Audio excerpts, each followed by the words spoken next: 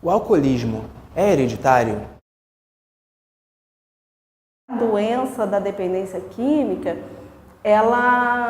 o indivíduo já tem essa predisposição, né? É lógico que o ambiente familiar pode favorecer, porque a gente diz que não tem assim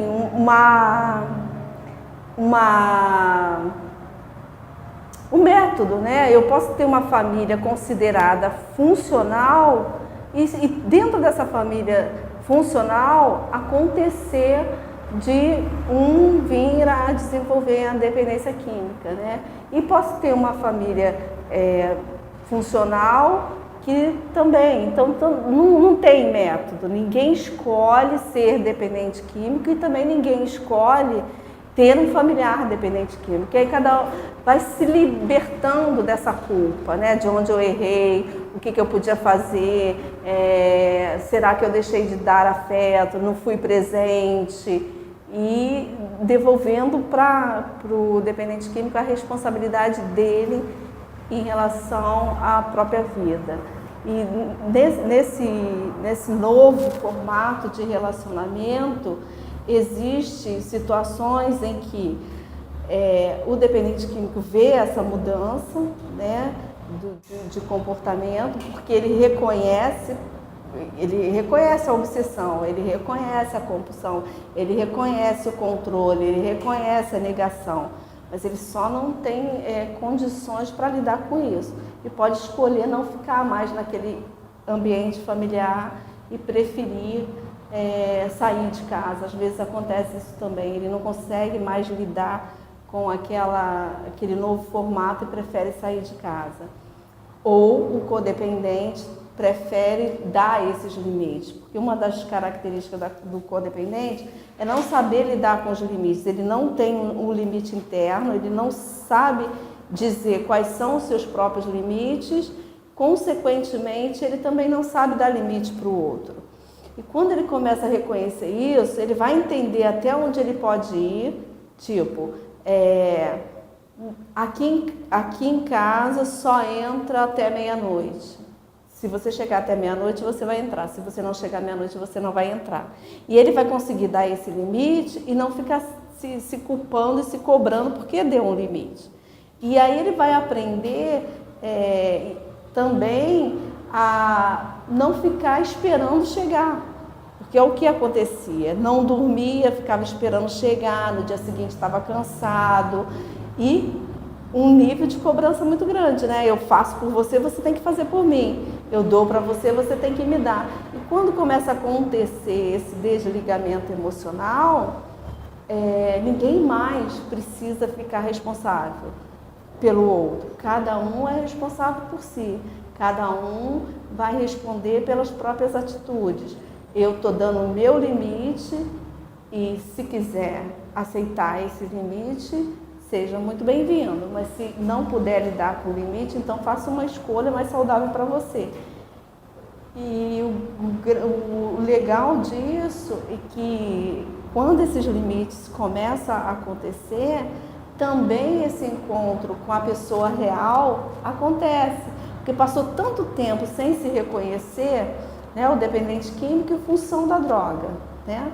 Tanto tempo só sobre efeito de alguma substância, que quando ele entra em tratamento, ele vai aos pouquinhos podendo se reconhecer, conhecer o seu valor, o seu potencial, sua autoestima, né? E o codependente é a mesma coisa, né? Puxa, eu não me anestesiava. Se anestesiava de alguma forma, porque quando o sofrimento também além do que pode suportar, vai, de alguma maneira, buscar algumas coisas para um medicamento ou alguma outra coisa que fique ali em função daquilo para não lidar com o real sentimento. Até porque ele não sabe de verdade o que está sentindo e tem medo do que possa estar sentindo, né? Porque se ele olhar para aquela situação ali, ele vai ter que tomar uma decisão.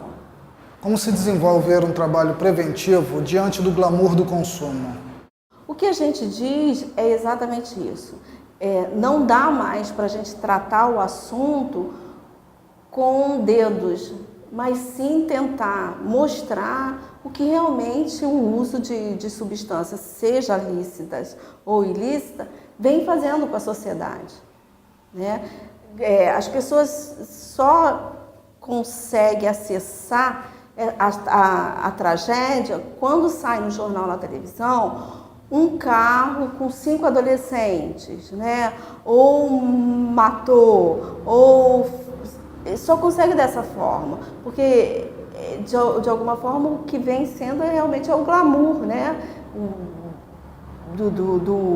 Eu preciso usar o álcool, eu preciso para estar bem. Isso não é verdade. Tem que se mostrar realmente o outro lado. E a gente vem aí trabalhando na possibilidade de campanhas em escolas para começar a trabalhar com crianças também. Prevenção na infância. Durante muitos anos se falava na prevenção na adolescência. Hoje, como a gente está percebendo, crianças de 9, 10, 11, 12 anos, né, já entrando na adolescência, entrando aí pelo uso, sem saber, pela experimentação, sem saber o que é uma dependência química, que é uma doença, que é uma doença que mata assim, degradando, né? Você não tem credo, não tem nível social, não tem nada, né? É uma pessoa boa. O dependente químico é uma pessoa boa. Só que quando ele está sob um efeito de substância, ele não é mais ele, né? E as pessoas só conseguem ver esse outro lado. Um dependente químico, um drogado, à margem da sociedade, sem entender o que é a doença. Então, o que precisa ser entendido hoje, divulgado e trabalhado, é o que é a doença da dependência química. E essa conscientização, como um pai, né, como os pais devem, de alguma forma, estar tratando a questão do uso de substâncias, não só o álcool, o tabaco, psicotrópicos, né, ansiolítico, não, tô mal, vou lá, tomo um comprimidinho para dormir melhor. A criança está ali o tempo todo vendo isso, né?